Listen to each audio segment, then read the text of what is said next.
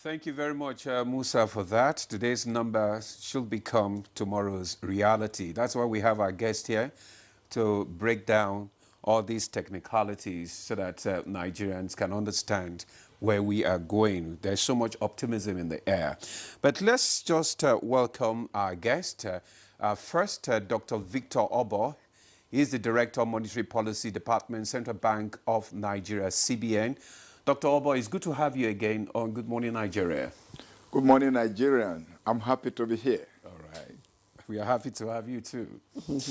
Also joining us, as usual, Professor Uche Uwaleke is the President of the Association of Capital Market Academics. Prof, good to see you again. Thank you very much, Damola.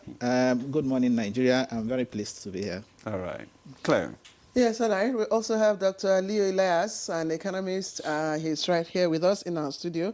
Dr. Elias, thank you very much for joining us. Good morning. Thank you for having me. Good morning.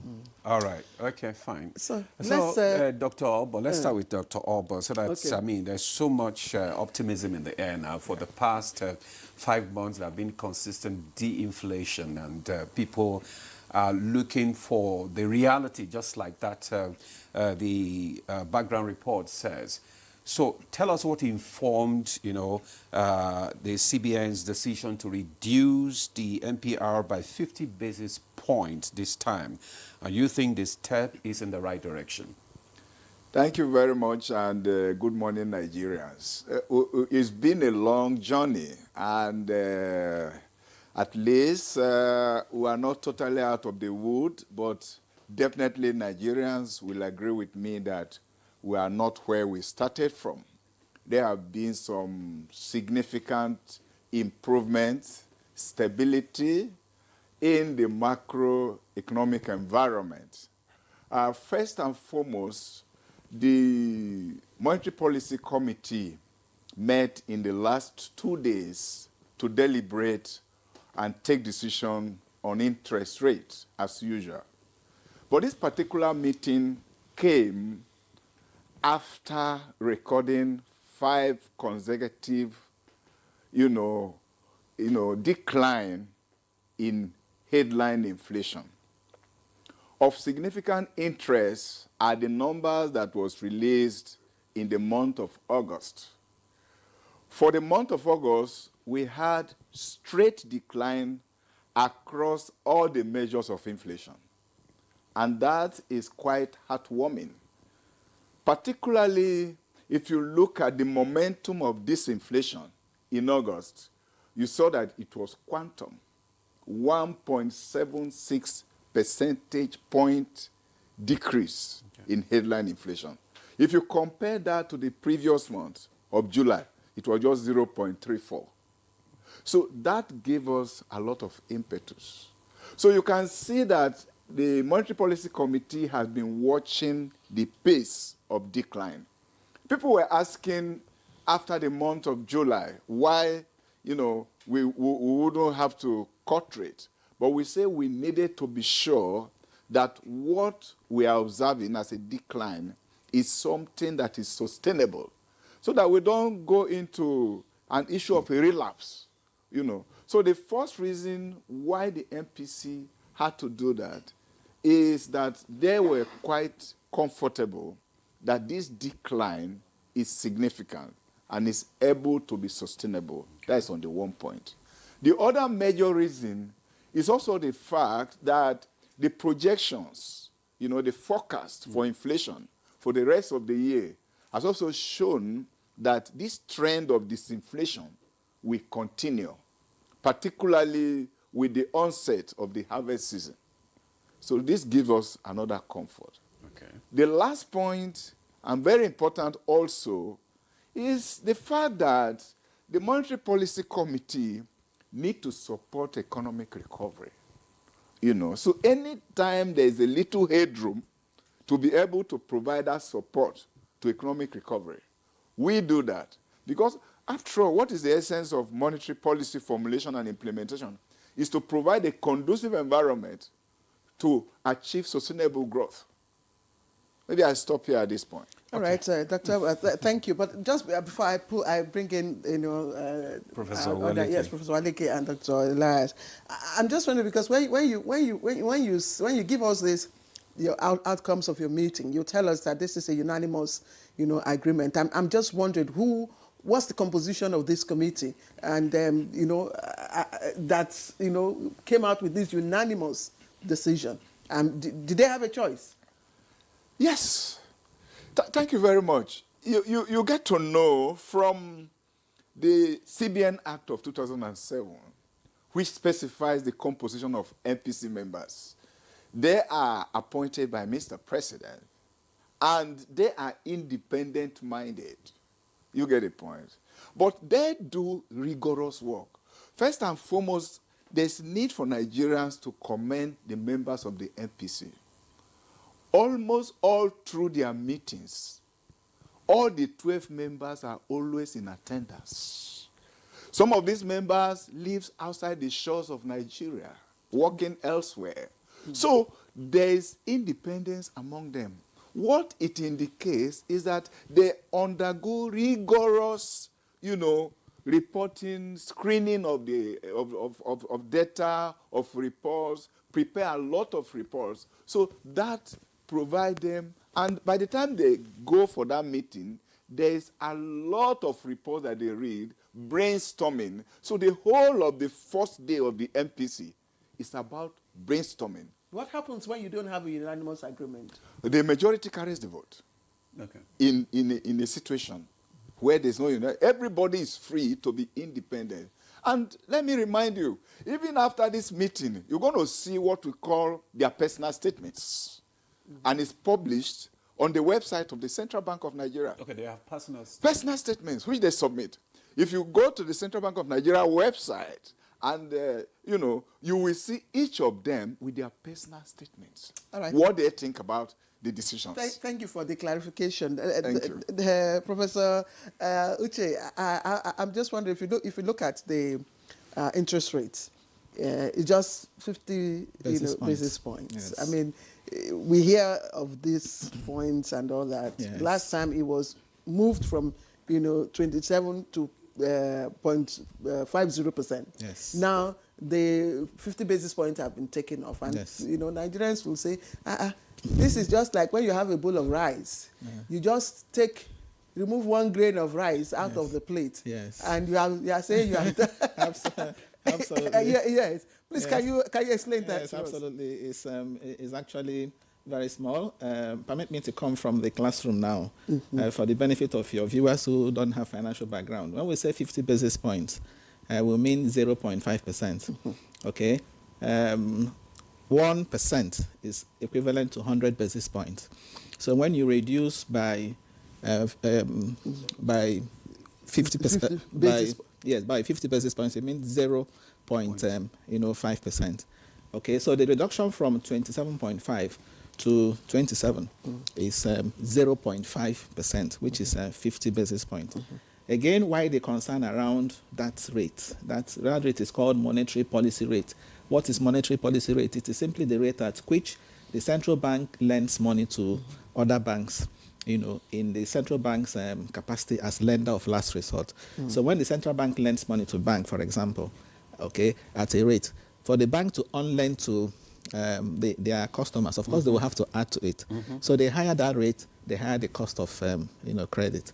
So what happens is that the central bank not only specifies that middle rate, 27%, they also come up with what is called an asymmetric corridor, or a corridor.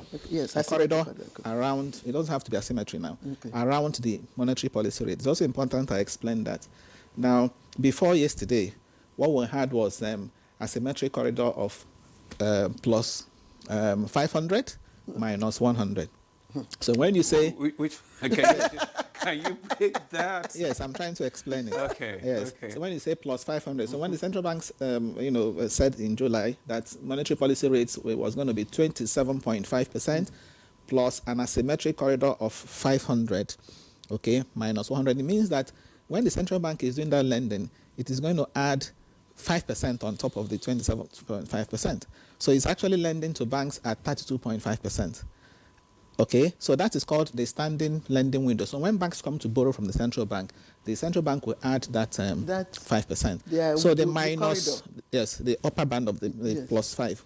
So the minus 1, okay, or 100 basis points means that when banks now have surplus funds and they want to also deposit with the central bank will pay them interest, will reward them at that 27.5 minus 1. Minus 1. Yeah, so the interest they pay them is 26.5%.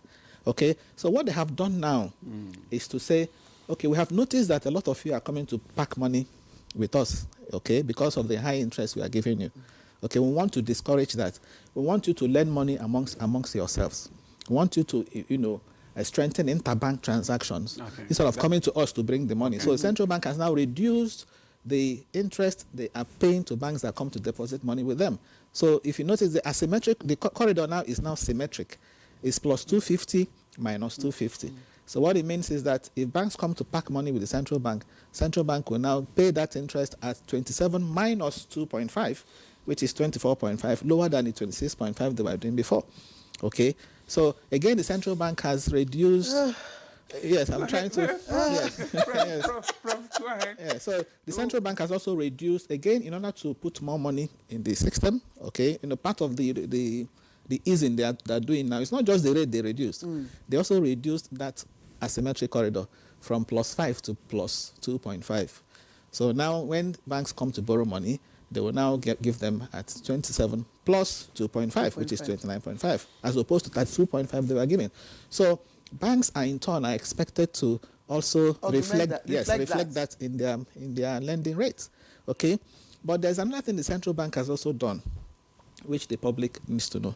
Central bank has reduced what is called the cash reserve requirement from 50% to 45%. Yes, we're going to come to that because we just wanted to look at this 27.5 basis. So that the viewers can have proper understanding. But it's a basket, it's a suit. Yes. It's a suit, and that suit includes not just the rate. They have touched on the corridor. They have also touched on the cash reserve requirement. What they didn't touch. What you have said now, from my own understanding, it's like you are the CBN and we are the banks. Yes. The banks, right? Yes. Instead of us coming to meet you all the time to borrow money, do it amongst so yourselves. We can do it amongst you. Exactly. So it's okay. So anytime you are going to So CBN. I will do it with Claire. Yes. I hope Claire will be fair enough. Anyway, Dr. Please I just want to ask Dr. Elias, if you look at the macro indicators, right. you discover that the naira is stabilizing. Right. You also discover that inflation is easing, Right. for 5 consecutive months, and you also see our GDP 4.3%, from 3.13%. And I'm just wondering, this 0.5, is it commensurate with what we have, garnered so far? This macro economic picture that we are seeing, Right. does it reflect that?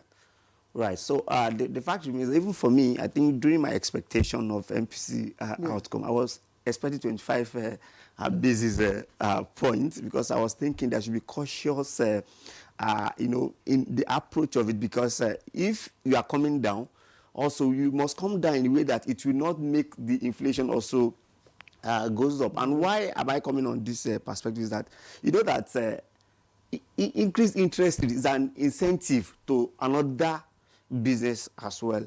So for instance, let's look at our financial sector. So most people come into the sector to actually invest because they think, well, maybe they have money in the stock. They think by the time, because the interest rate is there, they come in to do business and actually enjoy. So when you are also reducing, it must also be a wrong signal for them to also look at it. Are they actually going to go away with their money? Because we could see stability in our foreign exchange.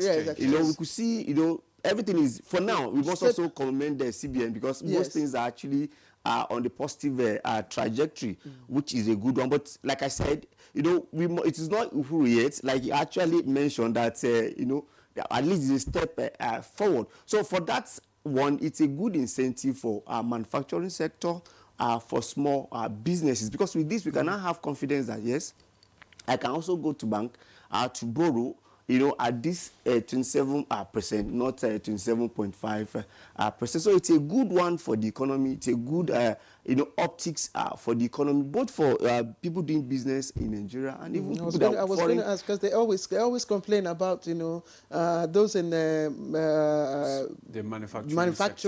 manufacturers, exactly. Yes. So is this good for them? Is this it's a good one, in though, terms of borrowing? Right, it's a good one because though we want something better. It's a good one simply because when manufacturing sector is able to do business, it's have a lot of positive impact. One, there will be more employment. Even our GDP that is increasing, we have more opportunity to actually accelerate the more. So I think from all the indication, we have seen that yes, we are in a positive trajectory. And looking at the next one, my other challenge is that if you look at the last inflation, it's the one before this last one, we have the food component of it accelerating, while the other one are decelerating. Now, if you look, and looking at the NBS report after the GDP rebase, discover that the food component of inflation used to be 52%. Now it has been down to 40%. Are we saying that is not why we are having decelerating food inflation, or we have actually solved the legacy problem that we are looking at? So we must balance it and make sure that in the long run we expect this to reflect and to have impact on the citizen and to increase our purchasing power. So so it's likely to impact the borrowing, the cause credit growth, and trigger more economic activities. Is that what you're saying? Definitely. When you have reduction in the interest rates, it definitely increase people's credit to actually do business and engage in other economic activities. It's a positive one. But how does it affect the capital market, Professor Walike? Okay. Now to begin with, yes, I share in his optimism. But what we have noticed, and I'm pretty sure Doctor will corroborate that, what we have noticed that most of the time, even when you find the central bank reducing the policy rate, okay, banks don't in turn translate that to reduced lending rates. Okay, so even when they do that, it's not by the same magnitude. Although banks will tell you that you don't have to blame them, they are equally part of the cost of funds. It's not just the MPR. Banks are also battling with other challenges, infrastructure challenges, in the economy, and so on. And they tend to also put those costs on the borrower. Okay, so that's why most of the time central bank will even tell you that they have issues with transmission mechanism. Okay. Transmission mechanism means that if central bank wants to reduce liquidity in the system, they will increase rates. If they want to increase it, they will reduce rates. Now, when they reduce rates, in the hope that liquidity will reduce, through the credit channel, okay, on interest rate channel, and through the credit channel, that more money will go to the risk sector, okay, that doesn't usually happen because banks don't in turn, also reduce their lending rates. Yeah. Now, talking about the equities market, particularly when you say capital market, of course, we have segments of that. But if we stay with the equities market, okay, one expects a positive impact.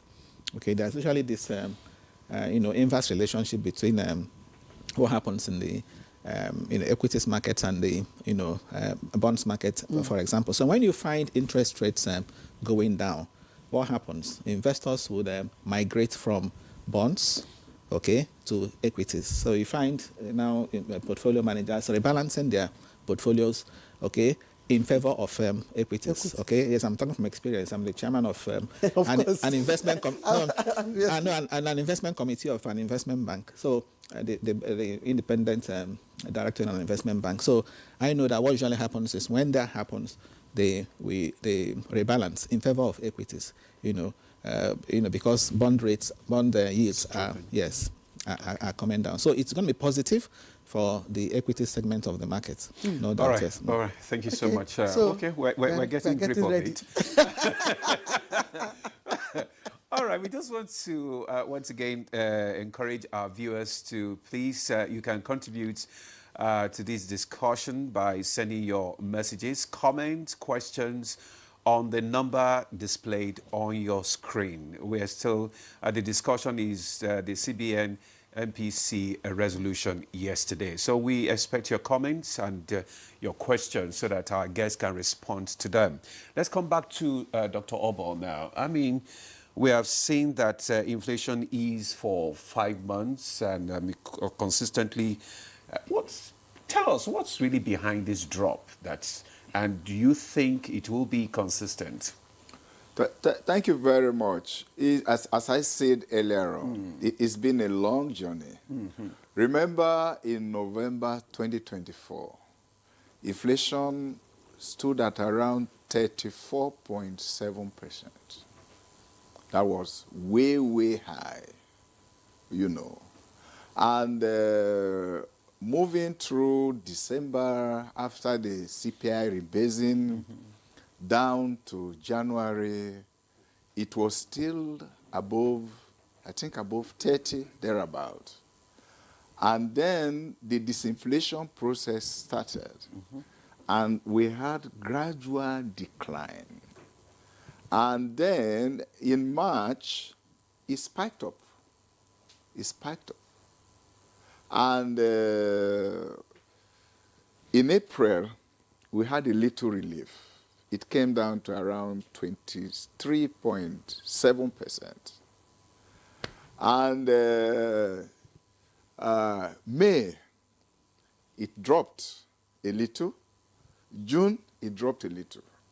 And there was a call for a rate cut, you know.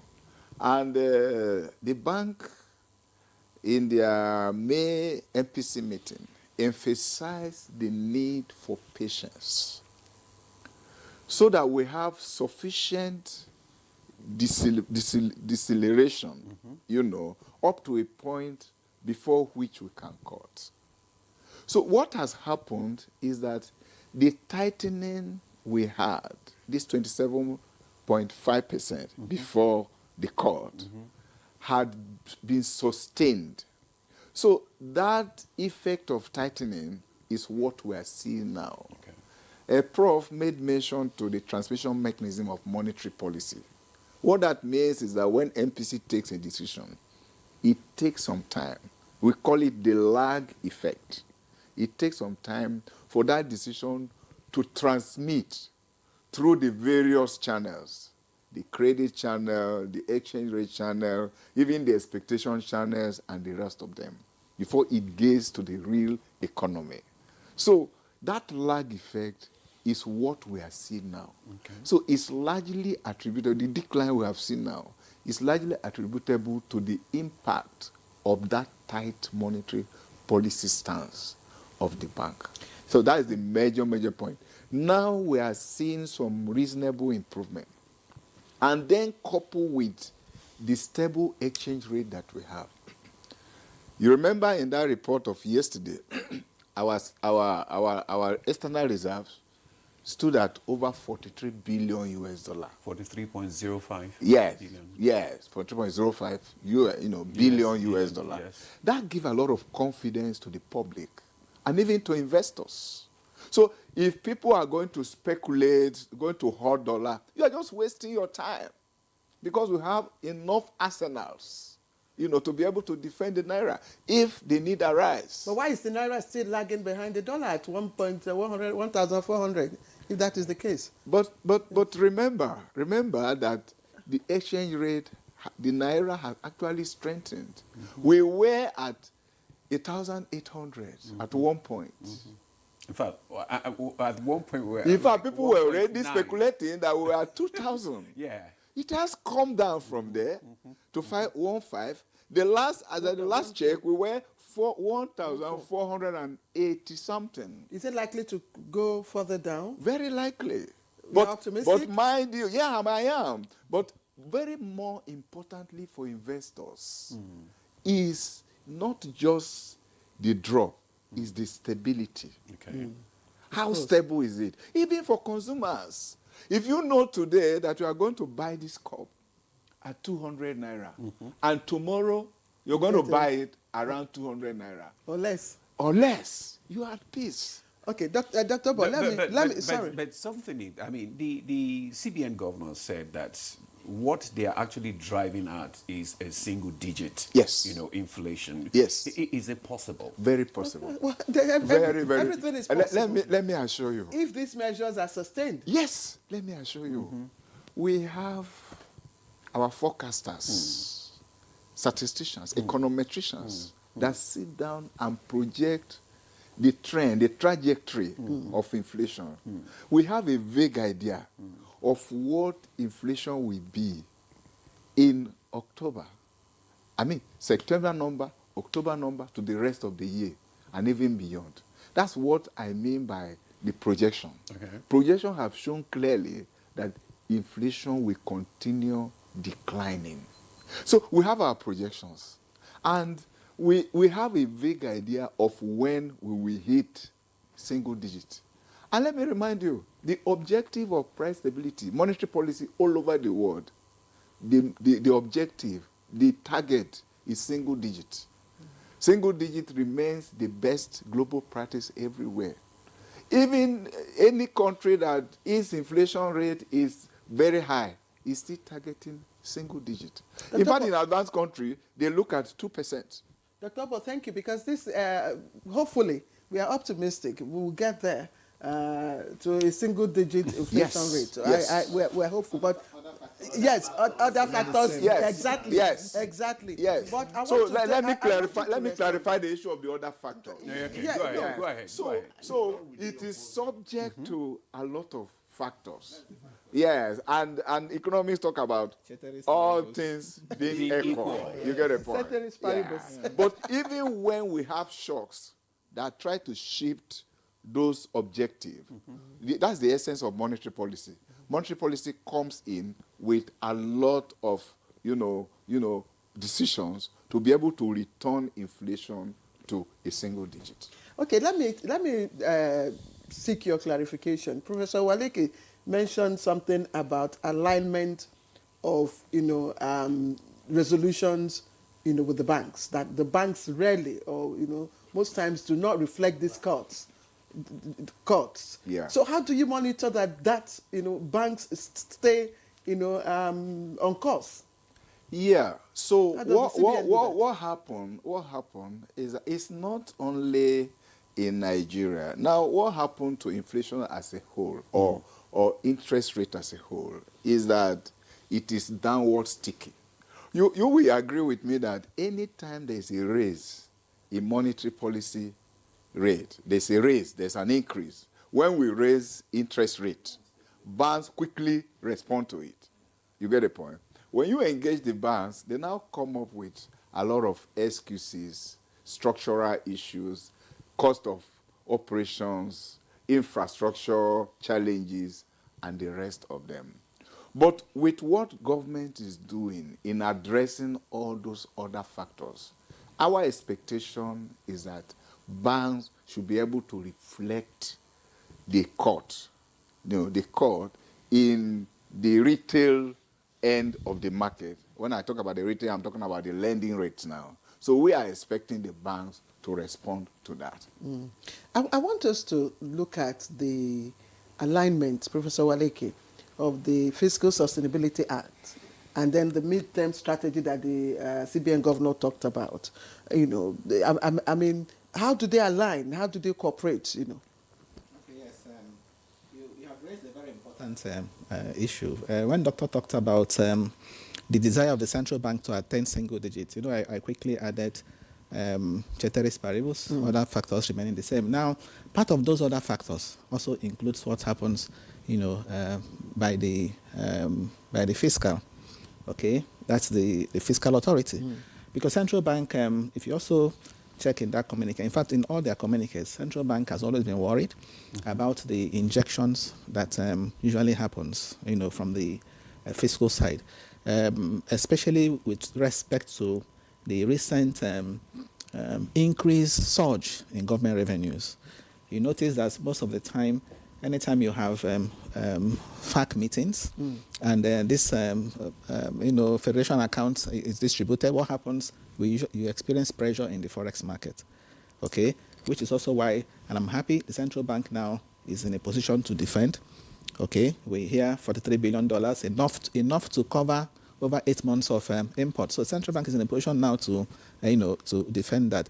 But it's a reality that public sector funds, are being used to chase, forex. So the fiscals also tend to disrupt the intentions of monetary policy, which is also why I was very happy to read that the central bank is now in that MPC is now introducing, a special CRR.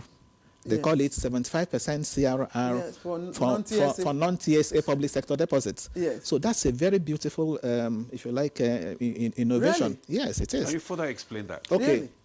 Now, again, my experience I was a former finance commissioner, so I can also explain that. A lot of states, have deposits, with the banks. States are not mandated to operate, federal TSA. So you will have your, deposits in commercial banks. There are also MDAs at the federal level. We understand that also are not, putting their funds in the Treasury single account. So usually when these funds come to subnationals, states and local governments, they are put in commercial banks. And you find commercial banks running after government, deposits. It is this deposit, much of it, that is also used to come to buy forex. So central bank now wants to make that move, unprofitable.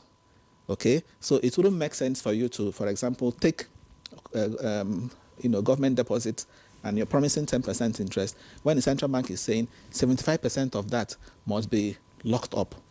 75% CRR means that 75% of the total thing you're getting must be kept with the central bank and sterilized. So you're only left with 25%. So it's a way to penalize that culture, if you like, and discourage it. So central bank is now saying that the banks should go more after the private sector deposits, collect them and lend to the real sector. That's what central bank is encouraging. As opposed to collecting just government deposits, and recycling them. Does it affect MDAs? Yes. Because I'm asking, because even as it is now, MDAs complain bitterly of how the TSA is worsening, their liquidity. Now, if we are raising it to 75%, is it not paradoxical? I mean, that is from 50% to 75%. Yes, is it not giving the MDAs? Yes, for commercial banks, the CRR, cash reserve requirement, was reduced from 50 to 45. For merchant banks, retained at 16%. But for deposits in commercial banks that are non-TSA, from the public sector that are non-TSA, those are the ones that you must drop as much as 75%. And I've given you the reason why central bank is doing that. Remember, central bank said it is to enable them manage liquidity. It's for liquidity management. And it is very, very, very true, because it is those funds that are actually putting the pressure, in the, particularly in the forex market. And that exchange rate has a pass-through to inflation, affects inflation.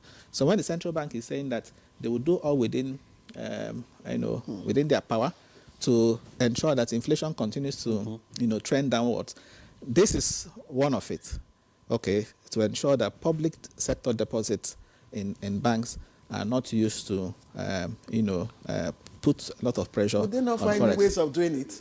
Would they not find new ways of doing it? Maybe Dr. Elbo. So thank you, Prof. And he put it quite appropriately.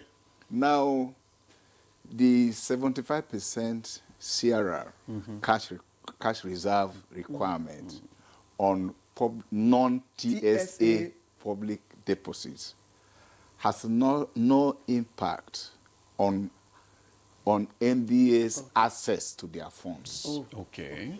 The funds are safe. The central bank is not taking that fund away from them. So what does it mean? What that means is that any time those MDAs want their funds, they go to their bank. The bank will find a way of meeting the customer's need. So they have nothing to worry. I heard that they will have to get a certification from the coordinating minister of finance. No certification. No certification. Look, we have been implementing 50% CRR on all accounts. including your money in the bank, the money you deposit, 50% of it has been sterilized with the CBN. What it means by being sterilized, that the CBN has not taken it away from you. The CBN is saying, let's keep this so that you don't benefit, there's no profit on it. It's your account. It's kept in the bank's account with the CBN. So the CBN has not taken it away. What it means is that we don't want you to trade with it. Because if you trade with it, it's going to increase the volume of liquidity and then increase inflation. Okay. Do you get the point? Okay. So anytime you go to the bank, even with the 50% CRR, no bank can deny you of access to your funds. In the same way, no bank can deny the MDAs of access to their money. Banks also have access to other deposits that they can use to be able to meet their daily obligation. Okay. Whatever the MDAs need, banks can provide to them.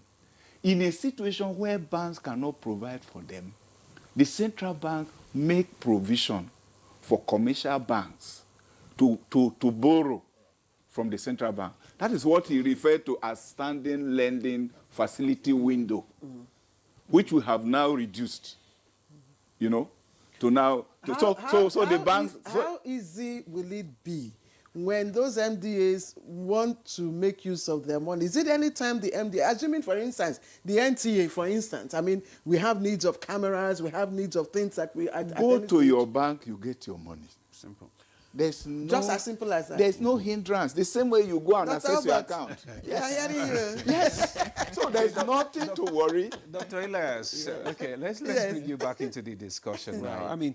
I mean, a lot of discussion on this deflation and stability in the foreign market and all that. But how clear and effective is this CBN's communication of these changes in the market? How clear is it to the public? You are an economist. Right. So basically, it may not be clear to the general public, but like you rightly said, this will translate to what will happen day to day, and that's what the general public is expecting.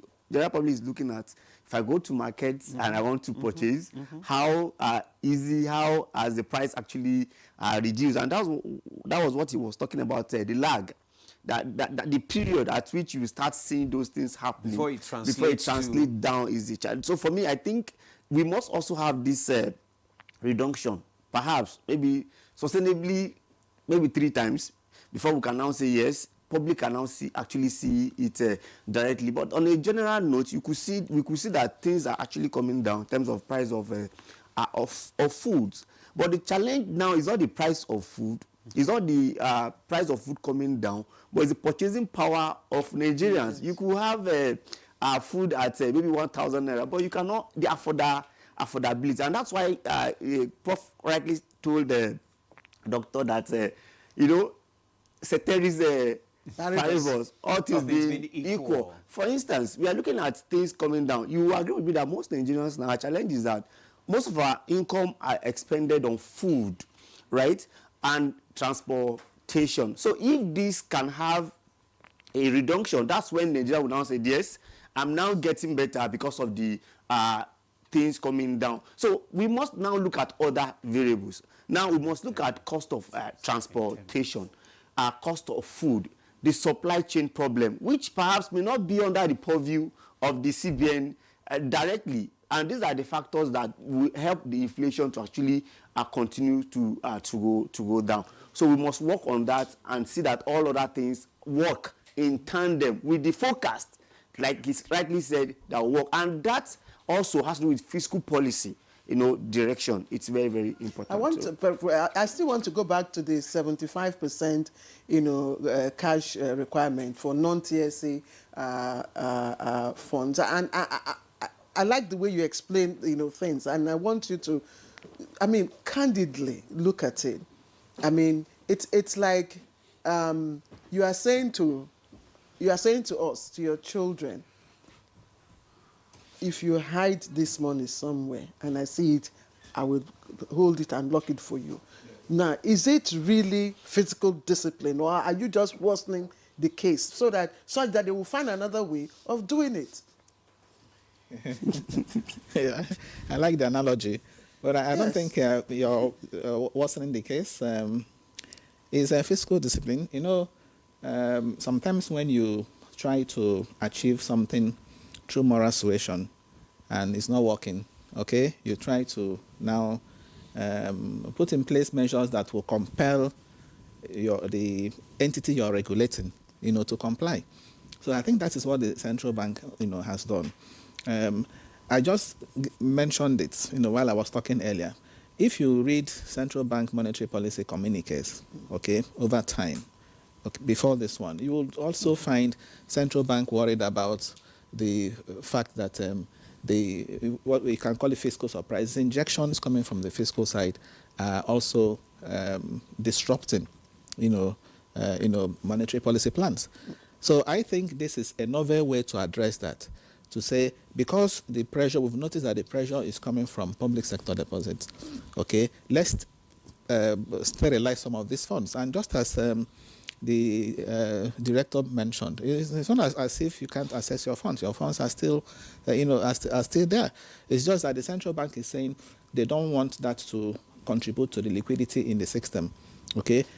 If you also read the communique, this one they released, you would find there too that central bank is saying that part of why they did not apply a deep cut, okay, just 0.5%, which we have said, for me, I described it as a slap on the wrist. It's very, very, very small. For me, it's simply central bank is sending a signal, that they're ready now to change their policy stance. So the markets are now saying, okay, the future part of interest rates will be downward. So it's just a signal. It's very tiny. So the central bank is saying part of why they didn't really do a deep cut, is also because that they noticed that the banking sector is still awash with liquidity. It's there in the communique. It's still awash with liquidity. And the central bank says that there is that liquidity too that is fueling, demand pull inflation. In Ghana, recently, the Bank of Ghana, okay, implemented a 300 basis points, cut in their own policy rate. That's like 3%. Yes, 3%. Yes, that's correct, 3%. So the Bank of Ghana was able to do that because of course, the conditions, okay, quite different from what we have in Nigeria. The Central Bank of Nigeria is saying there's still liquidity in the system. And the Bank of in Ghana today, inflation rate is as low as 11%. Okay, in Ghana, the inflation band the Bank of Ghana has is between 8 to 10. In Nigeria, it's 6 to 9%. So our own central bank is working towards 9%. So to answer your question pointedly, I think the central bank, took the right step, by introducing this, special CRR requirement. I also want to recommend to the central bank that they should also find a way of incentivizing banks to now lend to the real sector. Okay? I did some analysis of some of these banks that have released their half-year results. Okay? And I realized that what you find there is, for most of them, their loan-to-deposit ratio has dropped below 50%. So the thing is dropping. And if you further do analysis, you see that lending to the real sector is reducing. So central bank can actually incentivize that. The last time I came on your program, I talked about sectoral allocation. Okay, they can use sectoral allocation, and they can also say, those of you that are lending to the real sector, we want to encourage you to do that. Okay. And they'll put incentives. Part of that incentives can be through a lower cash reserve requirement. That if you lend to the real sector, and we have evidence that you're doing that, instead of applying 45% CRR, okay, for those banks, we apply 40% or 35%. So it's an incentive to encourage banks to lend more to the real sector. Another thing the central bank can do, again, to celebrate banks that are lending to the real sector, okay, is to institute an annual award. Annual award for banks. Every year, the central bank, to be a big occasion, central bank will, give certificates or handshake, whatever, to banks that are doing that. It's a way to encourage them. So I think the central bank should be concerned now that they are saying they want to, support growth. By the way, this latest GDP report, agri sector grew by just 2.8%. GDP is growing 4.23%, yes, but if you disaggregate the growth, the quality of growth, okay, the agri sector is still, lagging. The industry sector, yes, grew, but again, part of the industry sector is manufacturing. Manufacturing is still struggling. So the growth is still being powered by the services sector. And for the real sectors, the agri sector in particular, which employs more Nigerians to really, do well, I think the central bank can support that through getting the banks to also, lend to the real sector. Okay, thank you very much, Prof. We already have a lot of comments and questions from our viewers, which would like to read out so that Dr. Obo and the other guests can also respond to some of these questions. The first one is from Gilbert Alabi Diche from Jaws. He said, what will be the consequences if the interest rate were reduced to as low as 15%? Now, this one is from Bashir Umar from Kano. He said, good morning. While inflation has decreased, it hasn't improved across board. Although food prices have dropped, cost of farm inputs like fertilizer, agrochemicals remain high. Nigeria should not rely on food import. We need to be able to produce what we consume and even export surplus. The next one is from Kashim. Oh, this one is from Edafi Amena. So my question is, how does this NPR affect the purchasing power in economy? Because the purchasing power is power for some of us who operate small-scale businesses. That is how it affects these small-scale businesses. Maybe Dr. Elias will respond to that afterwards. Hello, good morning, Nigeria. I'm Ikmat from Kuje. I really enjoy watching Good Morning Nigeria. Thank you, Ikmat. This one is good morning, all in the studio. My name is Lord George La. I'm listening to your discussion about the monetary policy. My keen interest is on the exchange rate between the Naira and the dollar.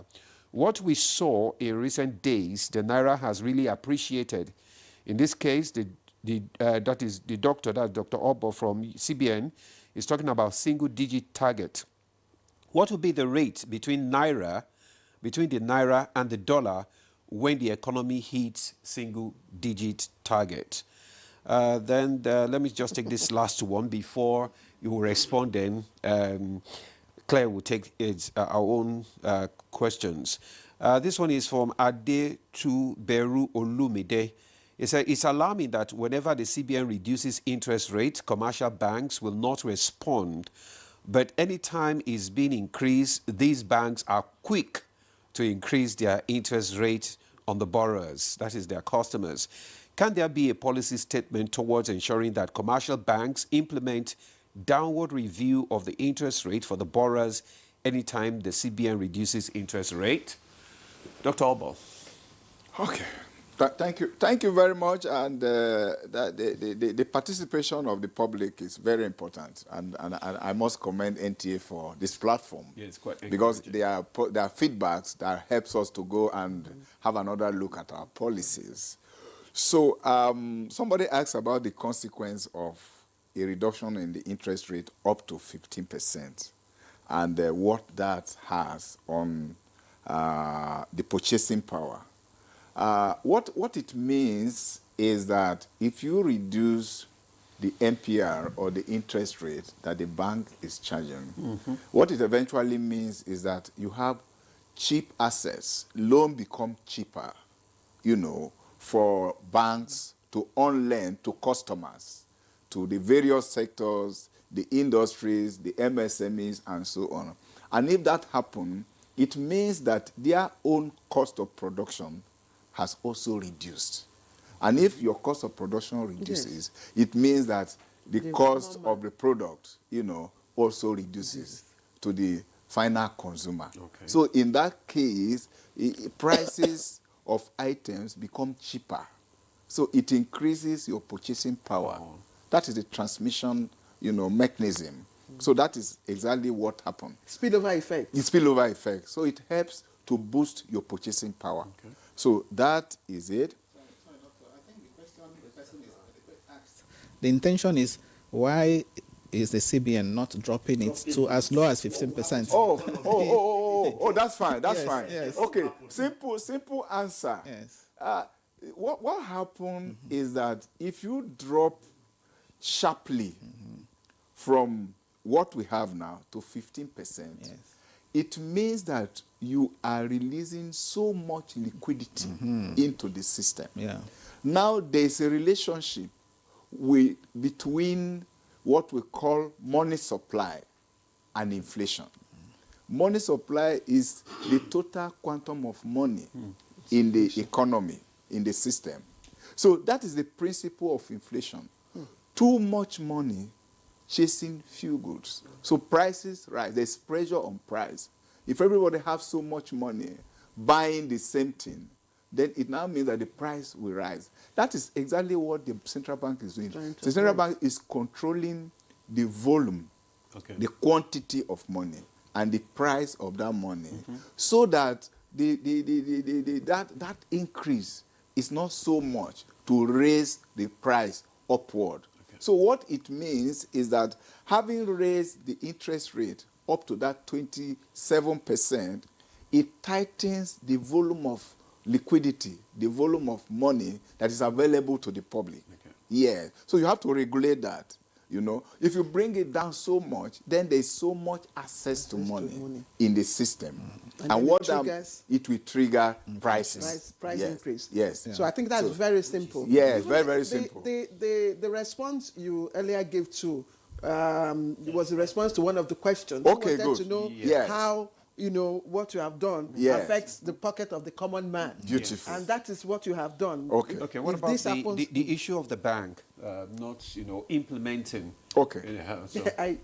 So what happened is that we also need to know, Prof mentioned the issue of rewarding banks, and then incentives and the rest of them. So what happened is that we need to understand the trajectory and the history of where we are coming from.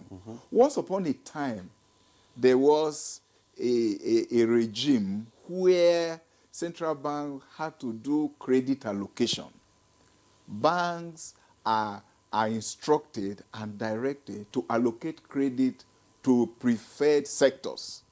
In some cases, there were laws and policies, to say, look, banks must allocate 50% of their credit to the agri sector and the rest of them. Now we have moved from that regime to a market-driven regime where banks, decide where they need to lend to. You get the point? So you don't force bank. I agree on the principle of incentives and moral suasion. But in a market-driven regime, you allow market agents and entities to actually decide on where to lend to. So that is important. But that does not rule out the possibility of incentives and moral suasion. But what then will be the essence of all this? It doesn't make sense. No, I'm coming. This is where it makes sense. Because this is where it makes sense. This is where it makes sense. Now, the role of the fiscal authority is very prominent, and they are doing it. You have seen development institutions, development banks, like banks of industry, Bank of Agriculture, and the rest of them, even Development Bank of Nigeria. What they are doing is to de-risk some of these sectors. Because the question is, why is it that commercial banks are not lending to some of these critical sectors? So you now talk about the risk that is inherent in some of those sectors. So what is important is to ensure that the risk in them are minimized, to be able to encourage commercial banks, because commercial banks, remember, are in business. They are in business. They have to lend to sectors that they are sure they'll be able to pay back. You get the point? So the main issue is about de-risking. One of the risk elements in lending is even the real interest rate, the return on interest rate, which is the real return on interest rate, which has to do with inflation. If inflation is very high, then the return on investment is low. Dr. Obo, we'll go on break in a short while, but I just want you to just listen, to just respond in just 30 seconds to this question that it says that when the digit, the single digit, that is the CBN is talking about single digit target, what would be the rate between the Naira and the dollar when the economy hits the single digit? Definitely when inflation comes down. Yes. When inflation comes down, Yes. we would expect the Naira to strengthen further. Okay. Yes. Thank you. But the actual... Thank you. We'll take a break Dr. now. Yes, Dr. When we Okobo. return, we'll continue from where we start. Stay with us.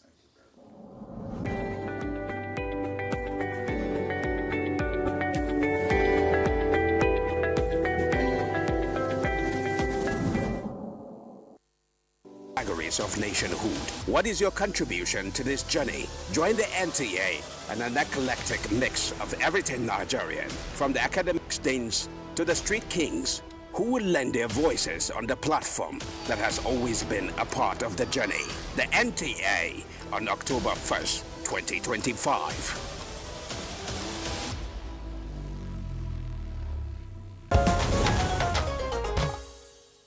All right, welcome back to the program, and it's Good Morning Nigeria. Let me quickly take the next set of questions, messages that we have received, and the first one is coming in from Abu Tenenge. Abu Tenenge says the truth is that banks are not currently reducing interest rates on their lending. How is the CBN monitoring to ensure banks reduce the rates, and when CBN is reducing? I think Dr. Obo had answered this one. This is coming from, I'd like to get this name. No name here. Okay, he said, I think the central bank should look more into stabilizing the Naira. At least $1 to the Naira going for 1,000 Naira or 1,200 Naira at most will go a long way and make things more easier for Nigerians. And also make foreign exchange available in commercial for people to easily access, because scarcity of USD makes it go up when one wants to purchase from BDC operators. Good morning, panel of discussants. Please, to what extent will this 25% interest rate affect lending rate to small business customers at commercial banks? This is from Pastor Charles from Port Harcourt. Again, Dr. Obo, you want me to take that question? You got it? Yeah, I do. Okay. Yeah. Good morning, discussant. I'm Haj Hudu Oswe from Kaduna. I'm of the opinion that the current decrease in inflation is due to the harvest season for the food crops. It is normal trend, annual trend. I will advise the CBN to also put policies to reduce the bank lending and savings to single-digit rates to stimulate economic development. I remember in the past when savings was 6% and lending rate was 9%. This is from Yusuf Sharif from Maiduguri. Kudos to CBN. Inflation is really coming down. This is beyond classroom analysis. In the past, a bag of beans came as low as 40K, maize 30K for 50 kg in the month of August. We pray it will be sustained when harvest months set in. Madam, grateful, inform the Director of Central Bank Monitoring Policy to direct the commercial banks to equally domesticate the lending rate reduction to customers as done by the central bank. Good morning, Nigeria. Please let this reflect on hospital bills, government schools. Dr. Obo. Maybe you should just allow maybe... No, the questions are for Dr. Obo. They're for the central bank. Thank you very much. And let me thank Yusuf for appreciating what the central bank is doing, and all of you too. A lot of questions revolve around the retail lending rate by the banks. We would expect banks to begin to reflect the reduction in the monetary policy rate. We should expect that. And it's an appeal that since the rate at which they are going to borrow from the central bank has reduced, they should also transmit that decrease to the consumers at the retail end of the market. We will do that. And I will assure you that central banks have a platform where they interact with commercial banks. We have the bankers committee and the rest of that. So those issues are discussed around there. Somebody asked that we should strengthen, we should make available, the foreign exchange, the dollar and other foreign currencies. As at the moment, I want to assure the public that you have access to your dollar anywhere. In fact, you can now use, not just in Nigeria, you can use your Naira card offshore to access any foreign currency that you have. You have your Naira account, you can do that. If you go to your bank and you want to travel and you provide evidence of where you are going, you have access. The appetite for arbitrage. Dr. Obo, it's not as easy as you're saying it. No, but if you document, if you have your documentation, with all the documentations, and they still tell you that they don't have enough. Well, that will be strange. But let us know also that the bank have channels where the central bank has channels where if you face such difficulties, you can reach out. Okay. Yes, you can reach out. All right. Yes. So the arbitrage between BDC and the official exchange rate has been abolished. So the rate you get at the BDC is almost the same rate you are getting in the bank. And where there are difficulties, please let the central bank know, and we will follow. Tell us the channel. So the channel, can, if you go to our website, there are a lot of channels on consumer protection. That's the department. And you can in fact write directly to the Director of Consumer Protection, Central Bank of Nigeria. Okay. Yes. There are phone numbers on all our, platforms, social media platforms, where you can reach the central bank. Yeah. Okay, thank you, Dr. But thank you. Maybe No, Dr. Elias, you want to also respond to some of these questions. Right. I think the major thing is the question asks that how will it reflect on the MSME or strengthen the MSME? Yes. And I'd like to also speak to what Director has said, that since they cannot do intervention directly to intervene into to empower businesses directly, they can also go about sectorial support, like a professor actually said, because if you leave it open, finance sector will continue to take the lead, and it's reflecting actually in our GDP, because finance sector are actually doing well. But the main risk sector that can actually bring the real investment, that can help manufacturer, that can help small businesses, are not that empowered. Because see, our industrial sector, our industry and our agricultural sector are not doing well. Now, coming down to MSME, now, the fact is that MSME employ more, over 50% in Nigeria. So to reflect what CBN is saying or what the economy is saying, it should be traced down the long run to these small businesses. If my business is 2 million naira and I need facility of 5 million naira to upscale, because the beauty of it is that you move from small business to scale gradually, and that's how our economy can actually move. People must scale from that small to medium, from medium to the next level, and it's by you assessing, having access to credit, and that's the key thing. So the lag time is the major issue now. Now we are, for MBS, the release is month on month. But the MPC, I'm sure the next one will be maybe in November, right? So for the lag between September to November, are we going to see the reflection of what's the reduction in the business? That's the question the person is asking. And it almost now goes back to CBN again. In as much as they have the power, also monitor them to be sure that they actually implement this, so that small business can actually have access, because it will trickle down, and it will be better for Nigeria economy. I like that. Let me just respond. Yes, just right. Okay. So the decision about NPR, Right. the impact is instant.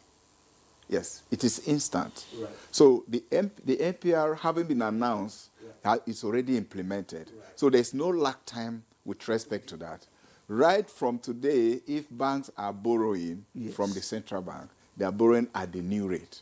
So there's no reason why that has to take time. The trickling. Yes. The trickling, no, the trickling in the deposit banks, go? Right, The commercial down banks. to the So the the borrowers. small scale. We should expect commercial banks to reflect the changes. By your monitoring, that's how. Yes, so we don't wait until November to do the monitoring, because central bank continues with its work. It's just like fuel, though. It's just like fuel What price. I'm actually saying is that it's not like MDS that will expect it. So this one should trickle down immediately so that it will have effect on you. Yes. That's what I'm saying. Okay, gentlemen.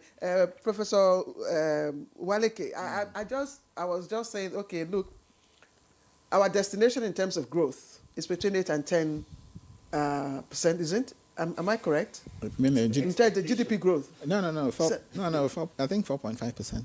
No. I mean our destination, expected destination. For GDP growth rates? Yes. No, okay, well, we have a $1 trillion economy we are targeting by 2030. Yes. And for us to achieve that, we need very strong GDP growth rates. Of what? Yes. At least more than maybe about 10%. Yes. Mm-hmm. That's what I said, Yes. our destination. Yes.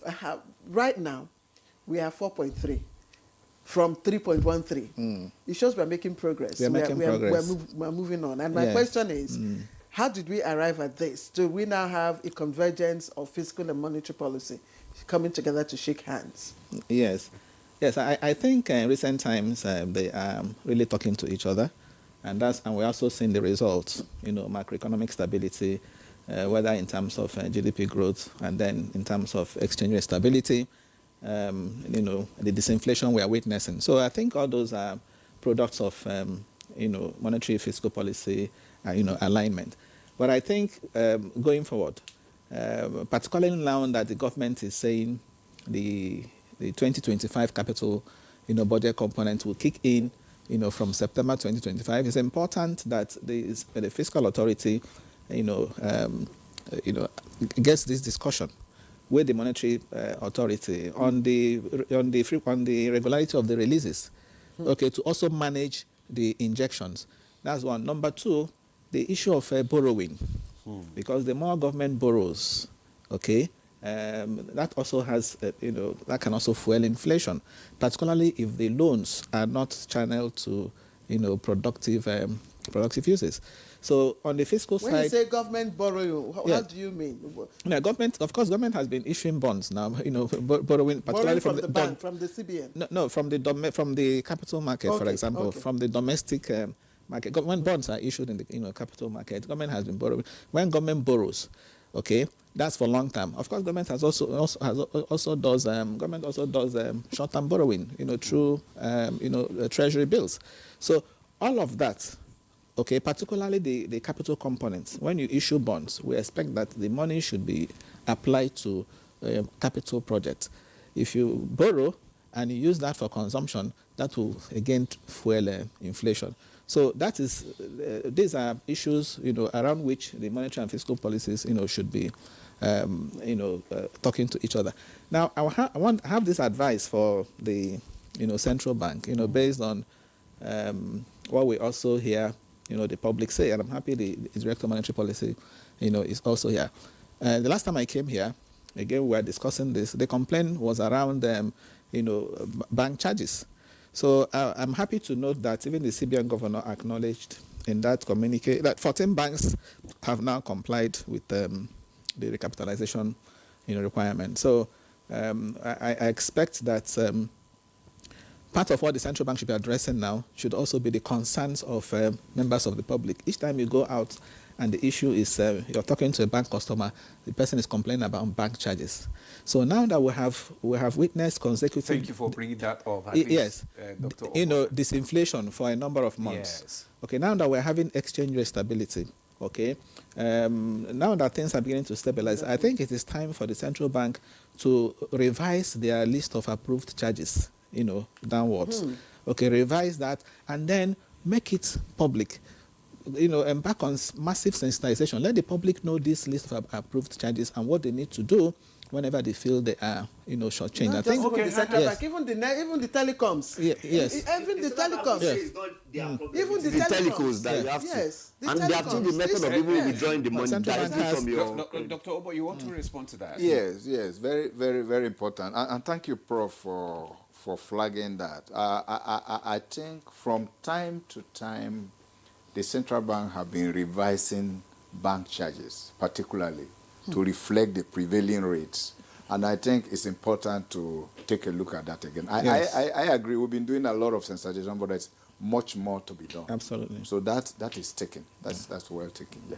Okay, as we begin to wind up this conversation, we just want to find out what factors is likely to influence the CBN's monetary policy decisions, probably in the next, coming months, and how might it impact the economy? Are we still going to see these kind of cautious stance? Thank you. As the governor continued to explain, the decisions of the MPC are strictly driven by data. So what we have done now is to watch the impact of those decisions on the economy. And then beginning from today, there's a continuous process of monitoring the data, reactions, understanding how those decisions have trickled down. We expect, all things being equal, that inflation will trend downward going forward. We will monitor the volume of liquidity in the system and the risk to inflation to ensure that we don't reverse the gains of disinflation that we have achieved. Okay. So that we trend downward going forward to be able to get to a level that the economy will continue to stabilize. The key word the governor has been mentioning is about sustaining macroeconomic stability. This level of stability we have attained in exchange rates, in inflation, even in growth, we don't want to lose the momentum. So those data around those variables will determine the next line of action. All right, let's quickly take 60 seconds. Okay, party shots from... Yes, Professor Walike. Yes. I just want you to quickly speak on the currency denomination of our reserves and what that means, quickly for the investing foreign investment. Okay, of course, if you're talking about the composition of the forex reserves, the dollar still has the bulk of it. Yes, I'm aware that central bank recently renewed the currency swap arrangements with China. We have some yuan there now, but I will also want a situation where the yuan component is is further increased, so that we depend less on the dollar. But it's cheering to know that external reserves now is in excess of $43 billion, enough to finance over 8 months of imports.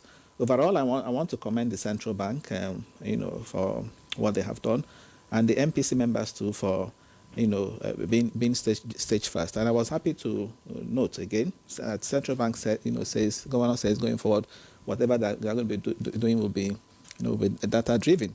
So what that means is that I expect that by the time they meet in November, there's likely to be a further cut, in the MPI. Okay, Dr. Elias, finally, beyond this monetary policy, what structural reforms would make future rate cuts truly impactful on the real economy? Right. So I would like to go to trade policy. So because monetary policy, fiscal policy, trade policy is very, very key. Because with trade policy, we can export better. And with the data we have now in terms of the economy, we must do more exportation so that we can actually get much more income, and Nigeria will be better. So I think we must look at trade policy because it affects virtually all things that we do. It will also bring balance of payment, balance of trade. So we must look at trade policy very well. That's right. Let's look at trade policy very well. Okay, Claire. Yes. You have something to say? No, I'm done. I'm done. Okay, all right. So yes. let's just start thanking our guest for today. First, let me just say thank you so much to Dr. Victor Obo, Director of Monetary Policy, Department, Central Bank of Nigeria. Thank you. It's my pleasure. For thank you coming very to much. shed more light on the MPC resolution. Thank you so much. Also, I want to thank Professor Uche Uwalike, President, Association of Capital Market Academics. Prof, as usual, thank you so much. Demola, thank you so much. Looking forward to see you again. Thank you. I also want to thank Dr. Aliyu Elias, an economist. Thank you so much for your contribution on today's discussion. Thank you for having me. All right. Well, that's Good Morning Nigeria. We thank you very much for staying with us. I am Ademola Adeoye. And I'm Claire Adelabu Abdulrazak. We'll see you next week. Bye-bye. For me.